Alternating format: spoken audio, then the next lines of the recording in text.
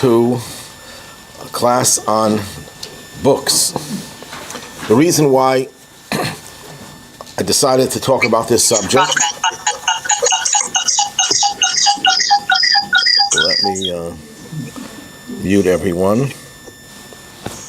The reason for the selection of this topic is related to a Hasidic holiday, a contemporary Hasidic holiday that was celebrated this past week on the 5th day of Teves. That was Tuesday, I believe. Tuesday? No, I'm sorry. That was Thursday. And this day,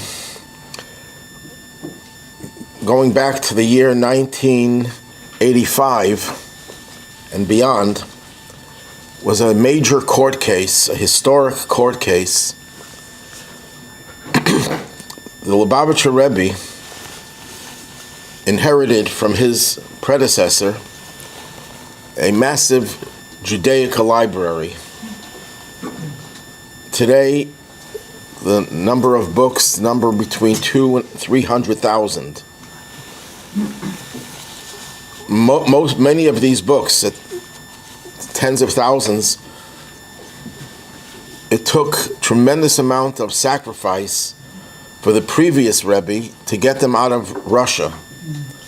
In fact, when he was sentenced to death by the Stalinist regime, and then his death sentence was commuted to 10 years slave labor, then to 3 years of exile, and then he was freed, he refused to leave the Soviet Union unless he can take not only his family with him, but also his library. And they packed up all his tens of thousands of volumes and they let it all out of the Soviet Union. That was not his whole library. There was another part of the library that is still in Russia, and Putin refuses to let it leave Russia. So maybe that's why Putin is in such trouble. At any rate, this library contains within it priceless books that were printed in the first century of the printing press. There's a special name for those books. And one day, the librarian discovered precious books missing. And they couldn't figure out, how do these books disappear? And they put in cameras and they detected that it was a nephew of the Rebbe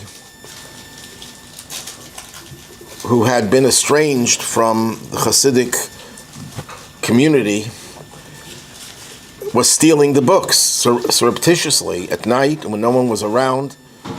And then they discovered that these books were being sold. Some of the books were worth tens and hundreds of thousands of dollars. And when they finally caught him, he said, "Oh, they're my books. I inherited them." Because he was a grandson of the previous Rebbe who was the original owner of the books. And when he refused to go to a rabbinical court to have the matter resolved, they went to the secular court, and there was a trial that lasted, I think, 23 days.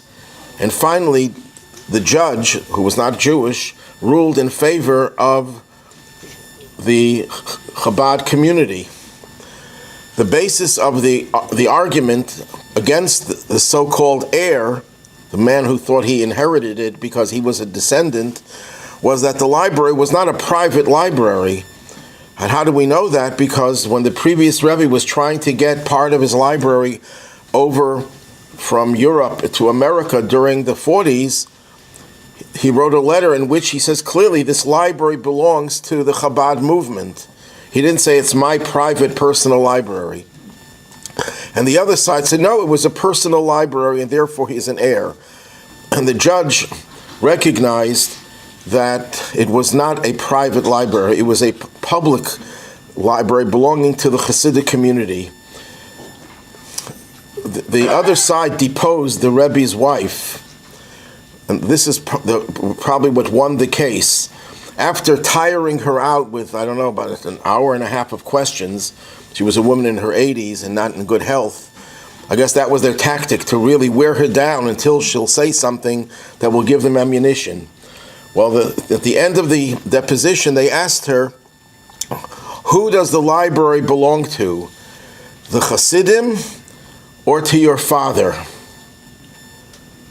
And she answered, the Hasidim and the books, my father and the books belong to the Hasidim.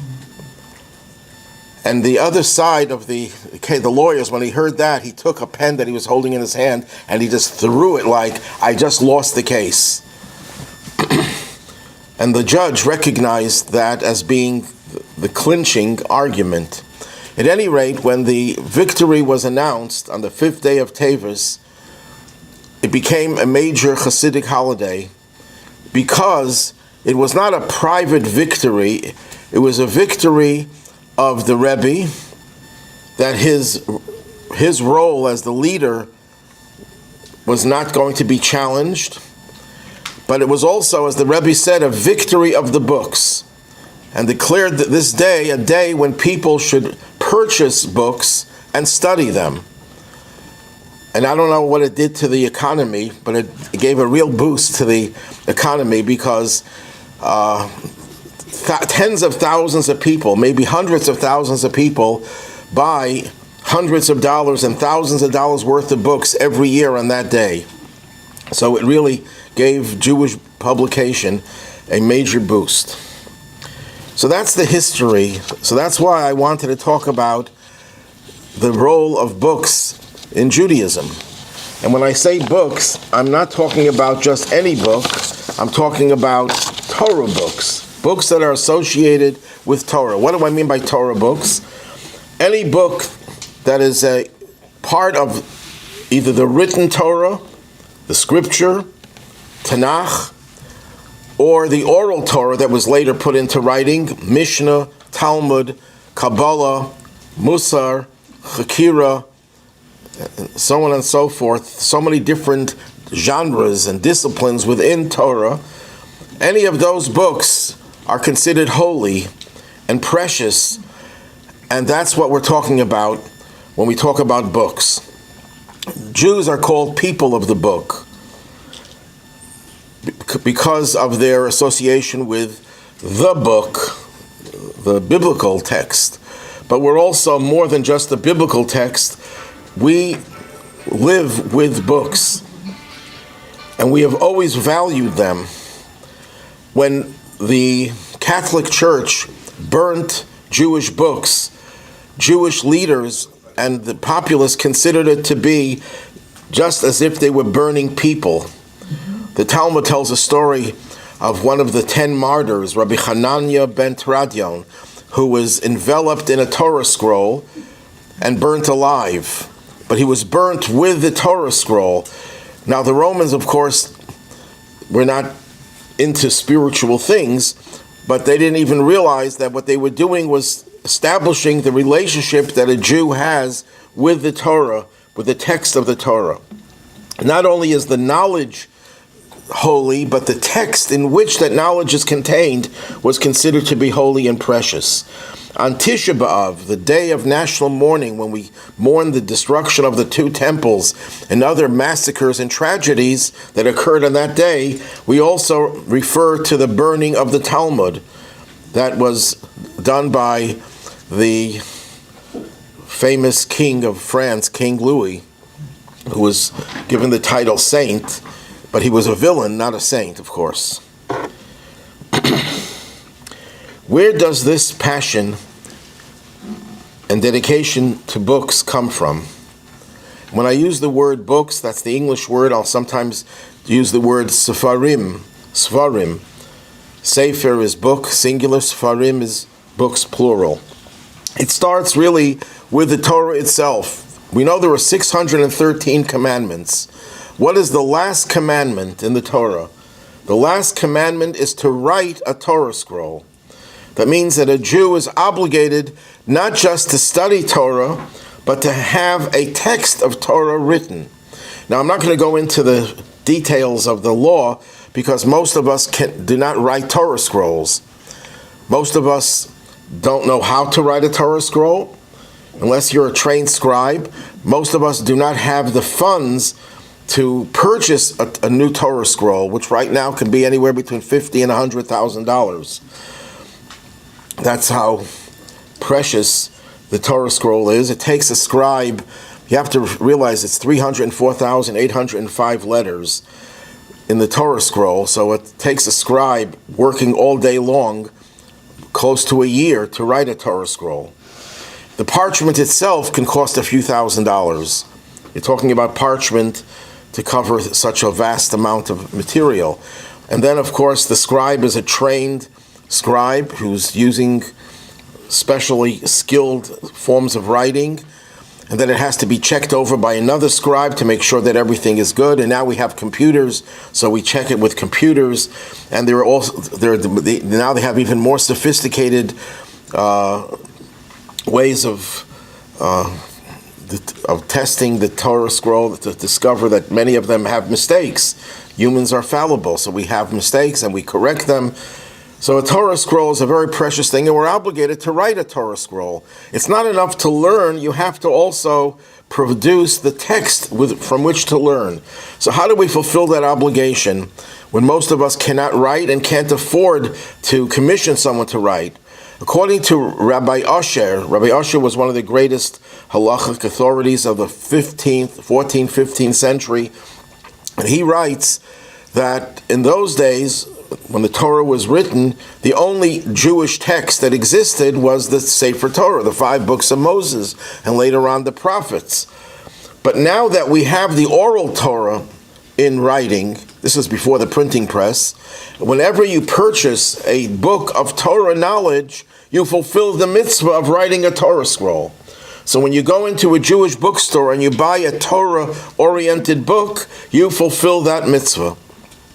Others disagree and say, no, we still have to write a Torah scroll. So the way we do it now is by purchasing a letter in a newly written Torah scroll and several other methods of fulfilling the mitzvah. But at any rate, this is the foundation of the commandment that we have to purchase and own Torah books. It says in Ethics of the Fathers, you should buy a friend. Make yourself a teacher and buy a friend. How do you buy a friend? If you go over to someone and says, I want you to be my friend. No, I don't like you. I'll pay you.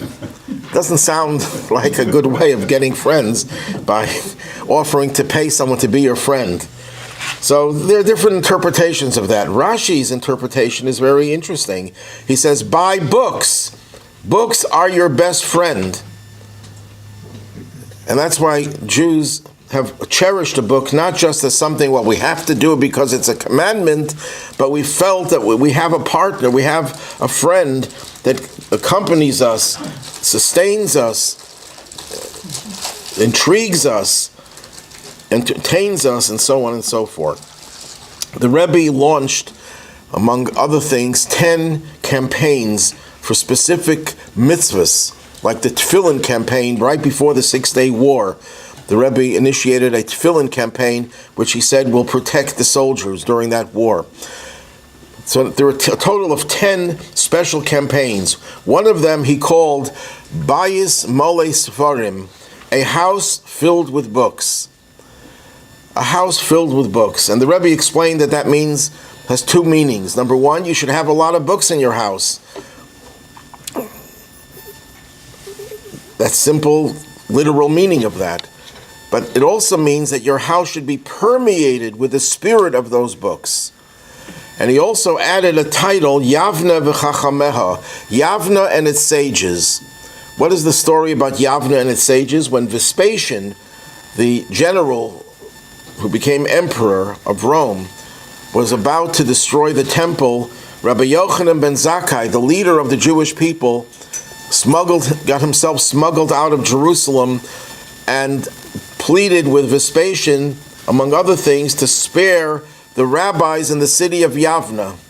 Yavna was where the Sanhedrin exiled, and when they were spared, Judaism was able to flourish. When you have books in your house, your home becomes a satellite of the Holy Temple in Jerusalem. The temple was destroyed, but the satellites were not destroyed. And that is, where do you have satellites? Of course, every shul, every synagogue is a satellite of the Beis HaMikdash. It's referred to as the miniature sanctuary. But also your home, when your home is filled with Torah books, your home becomes a satellite of the Holy Temple. According to Jewish law, we're obligated to give charity. According to the law, we're supposed to give 10% of our net income to charity. Now, there are people who don't have very much money, and they can't afford to give that much.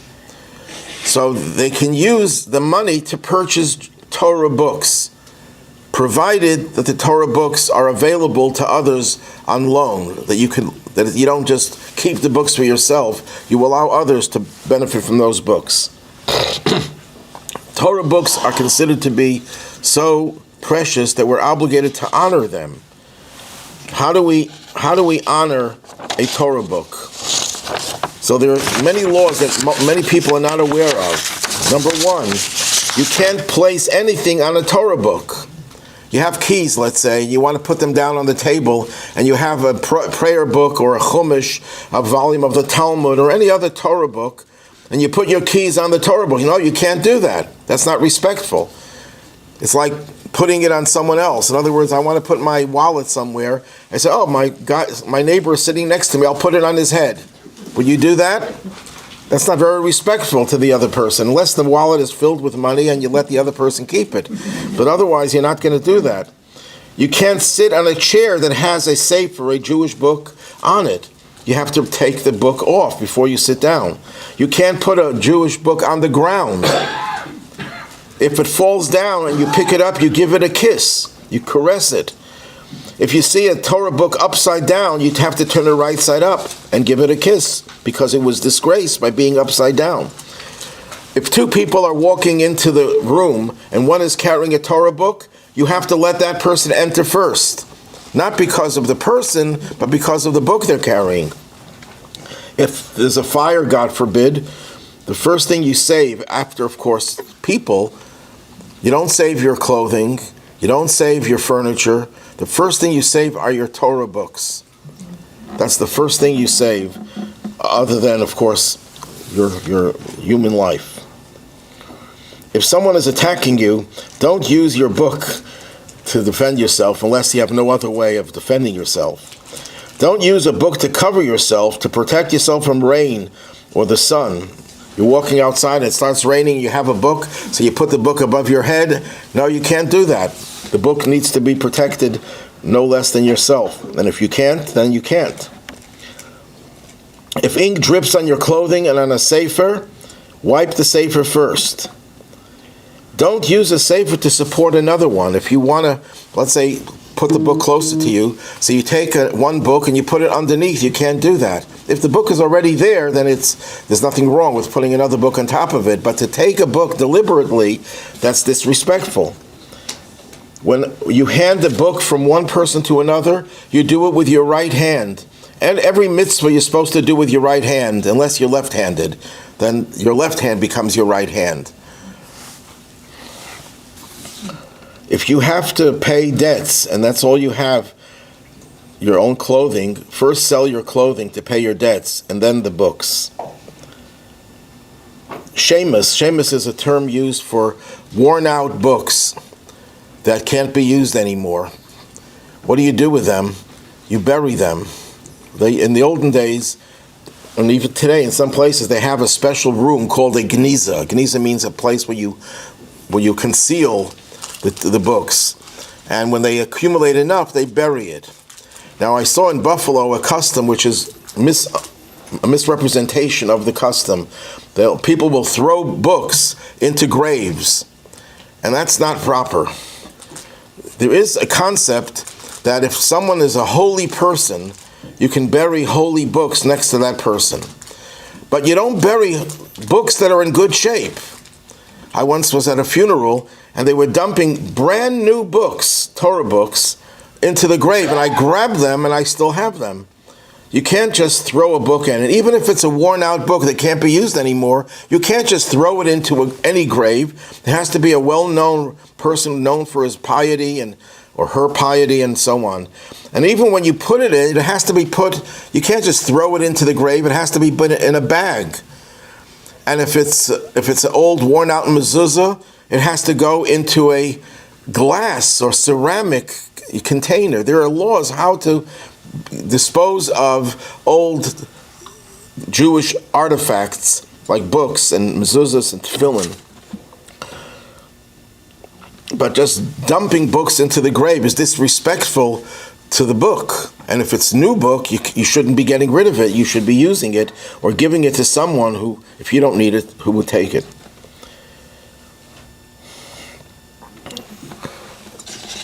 It's interesting.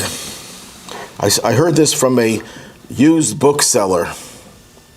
He says, any new book in the secular world, a new novel comes out, bestseller, within a few months you can get the book in a used bookstore.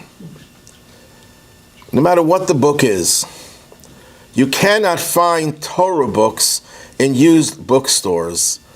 It's very, very hard to find it, because Jews who buy Torah books, even if they finish reading it, do not get rid of it. You want to keep it in your home.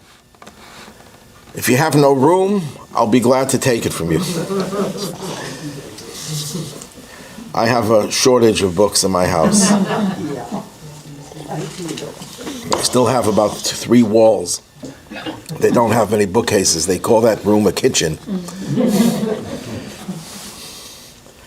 To me, it's a tremendous, inspiring feeling to walk into the room where you're surrounded by books that contain divine wisdom.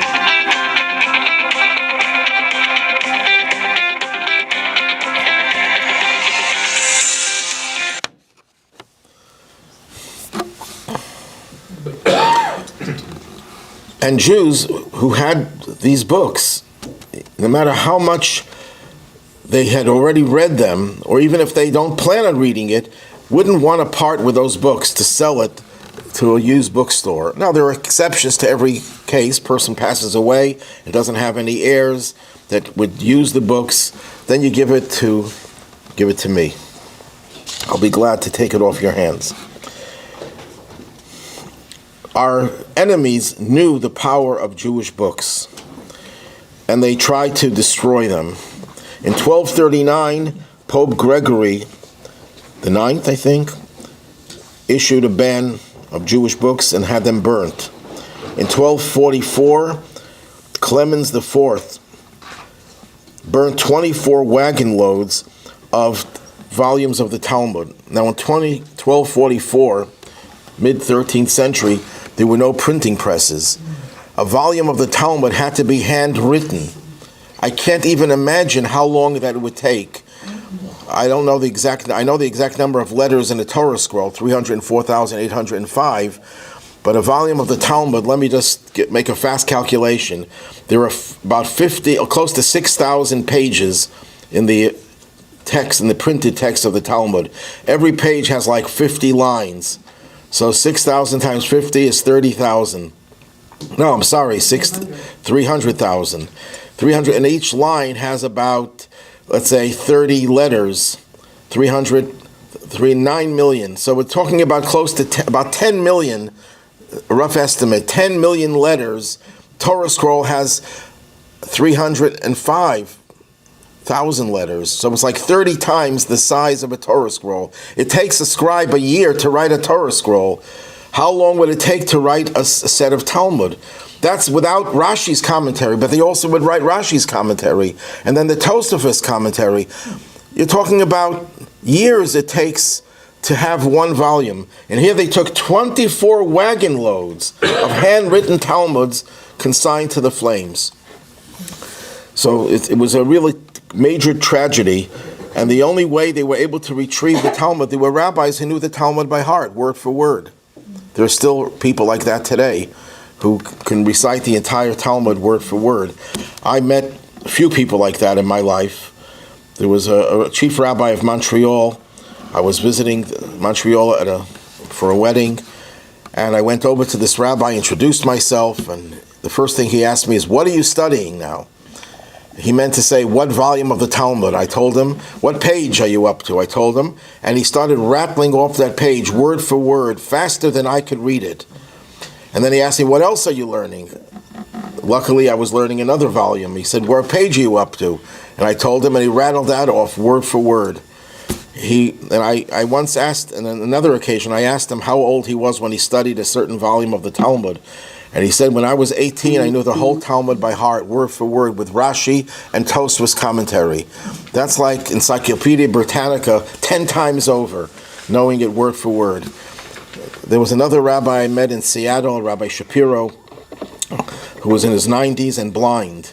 And he said, I want you to test me if I still remember the Talmud. Take out any volume." I took out a volume randomly, opened it up randomly, and he asked me what page did I open it up to, what volume it was, and he started rattling it off word for word. So there are people that now and then who were able to restore it because they had to commit it to memory, but it was a terrible, terrible tragedy. And this repeated itself over and over again, all sorts of accusations against the Talmud, which would lead to having it banned.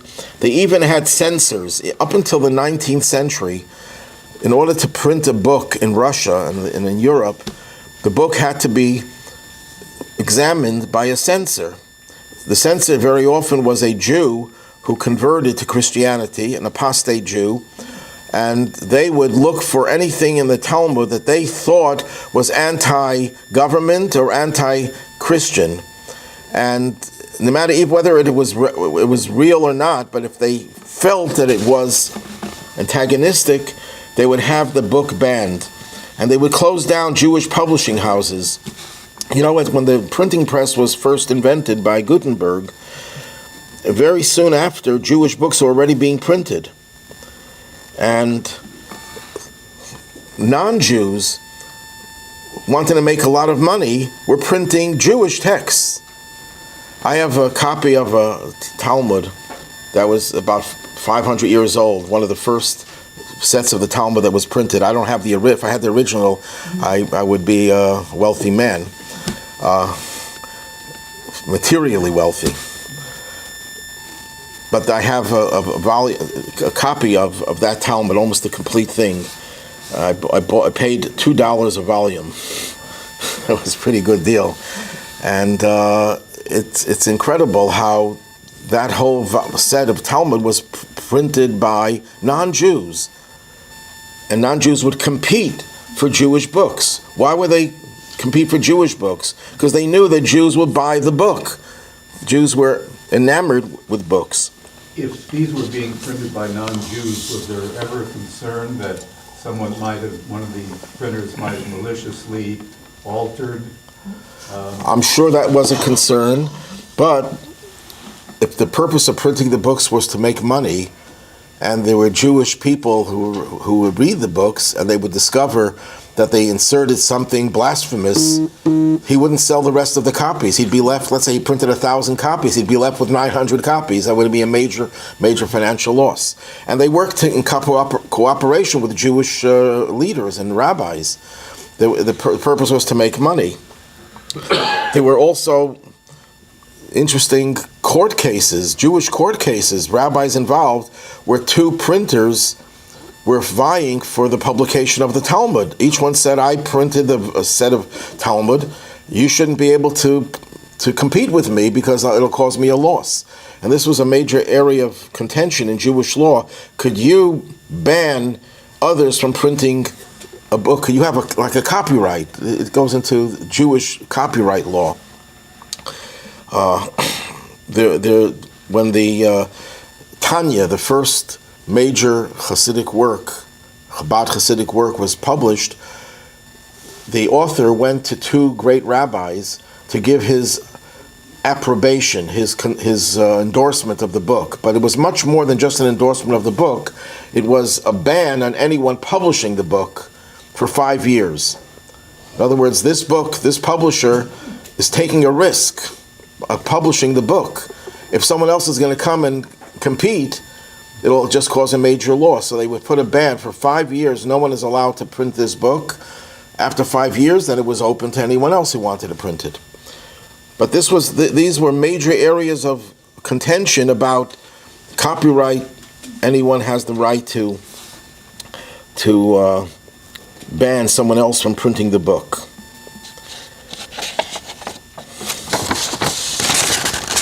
Can I ask one question? Yeah, sure.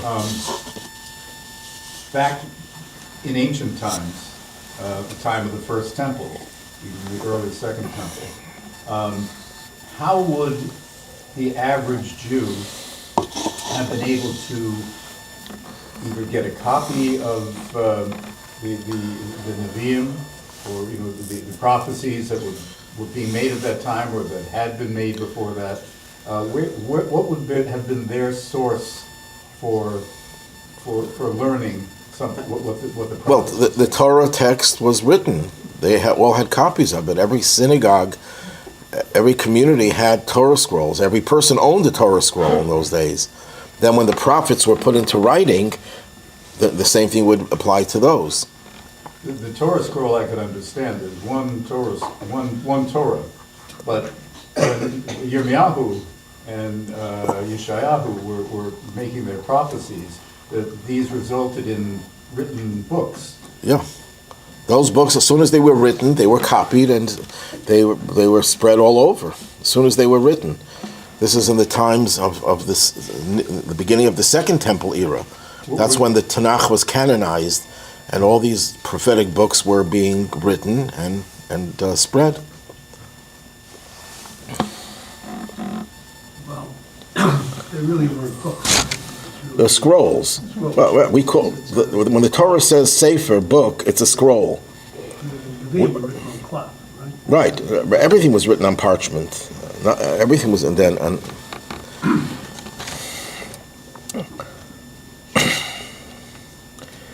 A person who was engaged in selling Jewish books would be considered to be engaged in a performance of a mitzvah. And when you're engaged in a performance of a mitzvah, you're exempted from other mitzvahs while you're doing that mitzvah. It was considered a religious function to sell Jewish books. After the terrible pogroms of 1648 and 1649, the Jewish leaders were trying to rebuild and reconstitute the communities. Communities were devastated. But very soon after, they were making appeals to start publishing books.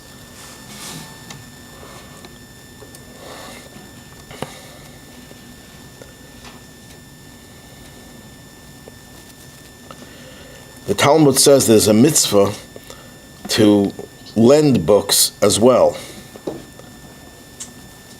Not just to own them, but to make them available to others. Not everyone could afford to buy books, so you have to make them available to others. And the Talmud applied the verse that says, he does charity at all times. That refers to someone who writes books, meaning who purchases books, and lends them to others. Reb Shmuel HaNagid, he was a Jewish leader in the 10th and 11th centuries. He would hire scribes to write books and distribute them. The Sefer Hasidim, a 12th century, 13th century rabbi, known as Rabbi Yehuda HaChassid, would refer to how women would skimp on their personal items, but would spend the money on books to lend to others. There's a law that if someone, let's say, borrows money from you, and they didn't pay, and you have one of their books that you borrowed, you might say, you know what? You're not getting your book back until you repay the debt. Don't do that. Don't punish the ownership of books because of what they owe you. Take him to court and confiscate something else. But don't take away his books. Return the books to that person, because books are seen as vital to a Jewish person's existence. And the Rabbeinu Asher, the one I mentioned before, who says that the mitzvah of writing a Torah scroll today means buying or writing Jewish books in general, he agreed with the rabbi who imposed a fine on a person who refused to lend his books. That's how important books were. And one of the culture shocks that I experienced when I was a student, rabbinical student, in the summers we used to travel to different communities, small Jewish communities. I traveled throughout the state of Illinois, the state of Washington, and Oregon, and we would visit people in their homes. We would just go to a person's home, knock on the door, and then talk to them about Judaism, and we also carried with us Jewish books. And one of the shock that I had there is I looked around, I didn't see any books in the house. To me, that was a culture shock, because when I grew up, every house that I would go in was surrounded with books. And here you come to a house, and there are no books there. That was a culture shock, and I think the importance of books is that it creates an atmosphere in the home. How likely are you to do something immoral, unethical, when you know that you're being surrounded by the books that talk about how wrong that is? It inspires you, it protects you, and it gives your house a much more uplifting character. Okay, anyone like to buy some books? Or give you books. What? Or give you books. No, you should keep it for yourselves. What? People could borrow books. Right. Everyone is welcome to come to my house and borrow any book they would like, on the condition that you return it. Books that were taken by from the Rebbe's Chabad collection They were, yes, they were all returned. That's what I think. They were all returned, except the ones that were sold. I don't know if they were able to get it back. If you buy something that's stolen, it's not good. Okay, I'm not sure. Are you sure? Maybe you know. Did they get back the ones that were sold? Yeah, I think They were repurchased. The people, I guess, were remunerated for the money that they spent. They were innocent. They didn't know that this was stolen goods. Where's the collection now? It's in the library, the Chabad, the Rebbe's library, which is a separate building next to 770, next to the main headquarters, and in the basement of 770, and in the third floor. And it's constantly expanding. It's not an open library where you can come in and go through the stacks, but if you're doing research, you can ask for any book, and they'll take it and give it to you. I don't think they let you take it out of the place, because a lot of the books there are priceless. Right, yeah. They have different, I think they're doing right now a show where they take out some priceless books and they show you. It's one of the largest Judaic libraries in the world. I don't know if it's the largest, but it's one of the largest. I think by now they have over 300,000 volumes. I have, and I mention this quite often, a hard drive from an organization called Otzar HaChochma, the Treasury of Wisdom. It has 120,000 volumes of Torah books, and every year they add another between 5,000 and 10,000 books, and most of the ones that they add are new. They have old ones that they make copies of. It's all, you can see it it's a PDF of these books, and some text. You can get it either way, and it's constantly growing every year, another 5,000-10,000, and it all fits in a small little hard drive that you can fit in your pocket. Is there one Jewish book that is considered maybe the most precious, important, or? Well, there are many books that would vie for that. The Chumash, the 5 books of Moses, a volume of the Talmud, For Hasidim, the Tanya would be in that category. And for Rambam, Shulchan Aruch, the Code of Jewish Law. I mean, there are certain basics that every library must have, or else they're missing the most important books. But in addition to that, there's no way anyone could read all the books. It's just physically impossible. Are any of the Rambam's original writings? You mean his own manuscript? Yeah. Yes, they have a few pages of that, and we have copies of it in the back of certain editions of the Rambam. You see, the way they did that in Cairo, where Rambam lived, there was a Geniza where they put old books, and that was there for hundreds of years.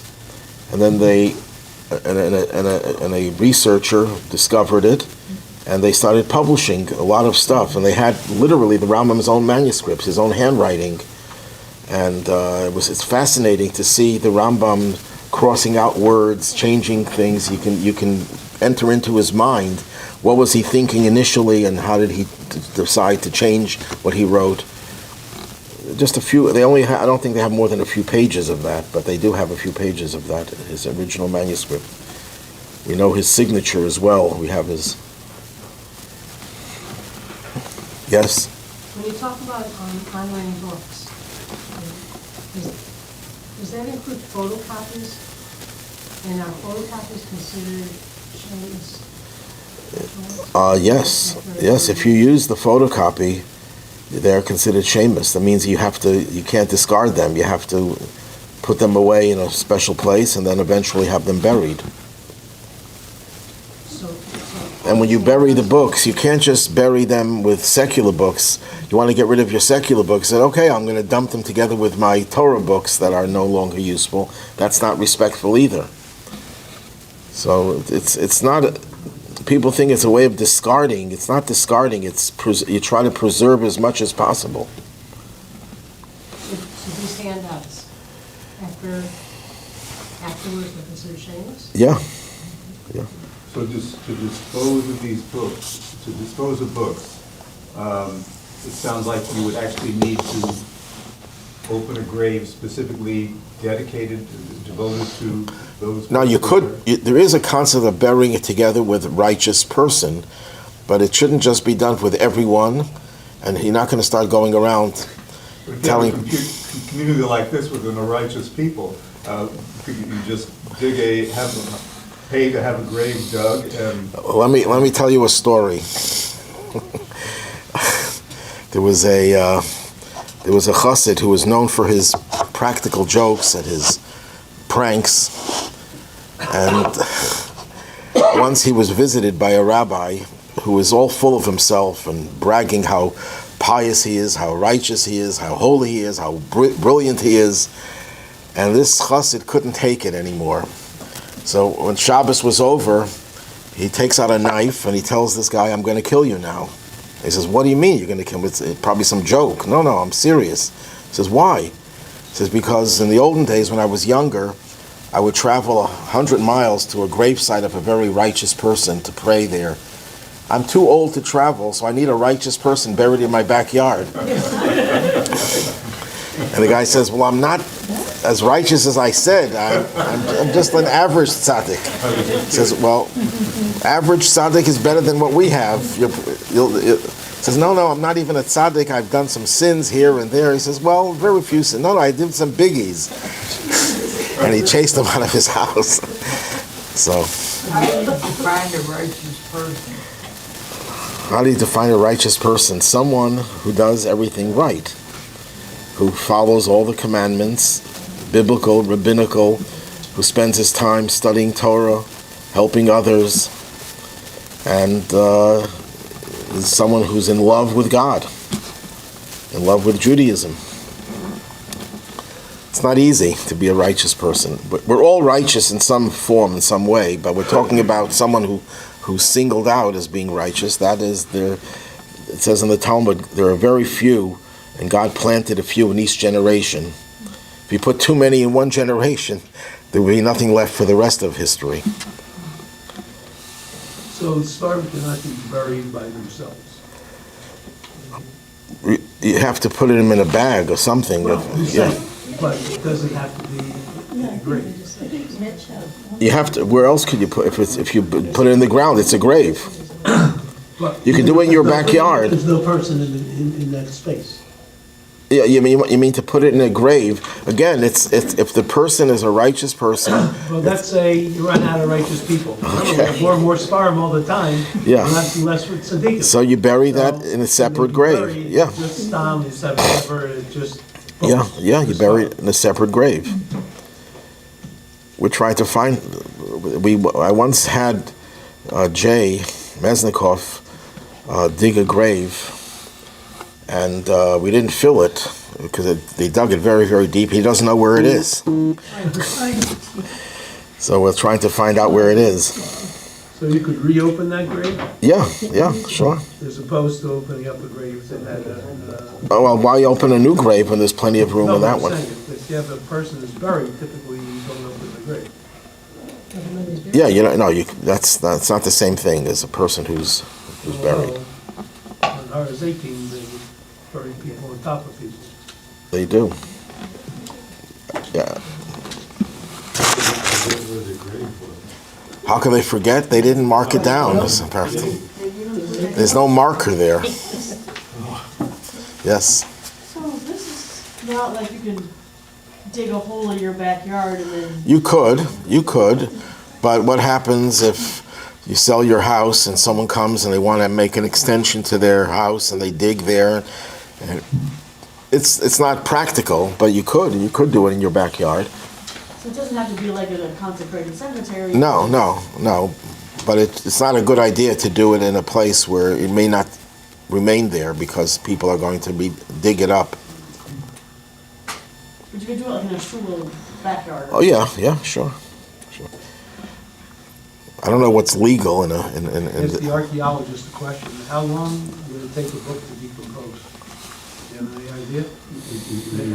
You can get up and monitoring its conditions. I have no idea.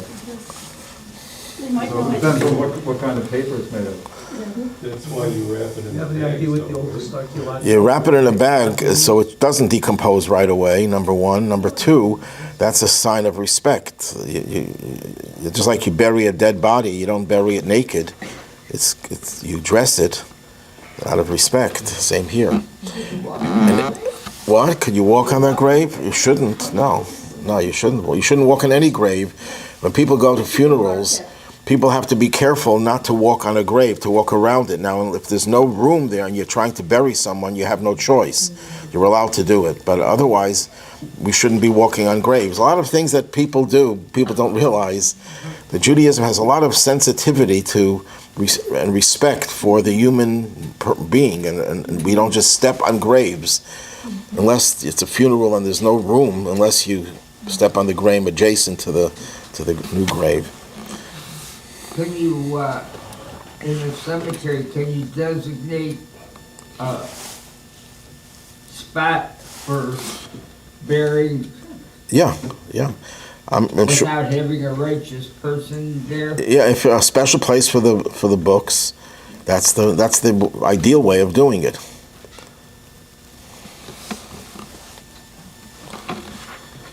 Can you burn things? Burn them? No. Like destroy them? No. No, it has to be buried. If it's a Torah book written by a heretic, that you can burn. I'm not sure that's me.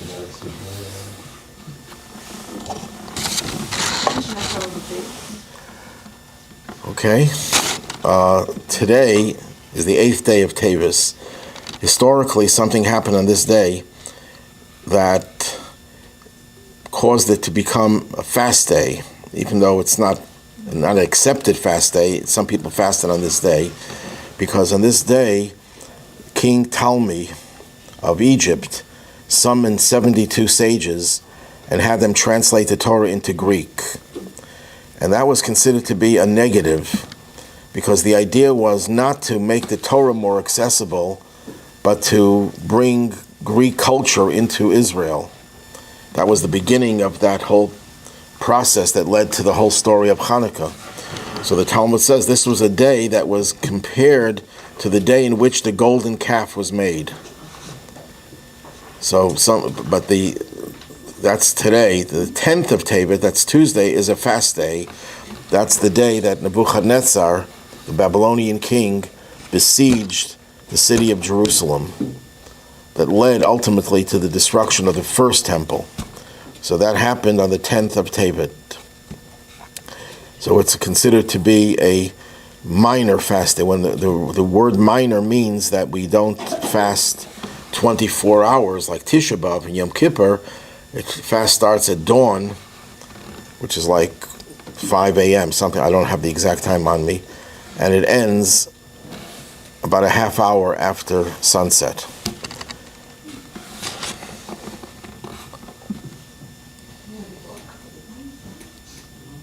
Okay, any other questions? Okay, any questions on Zoom?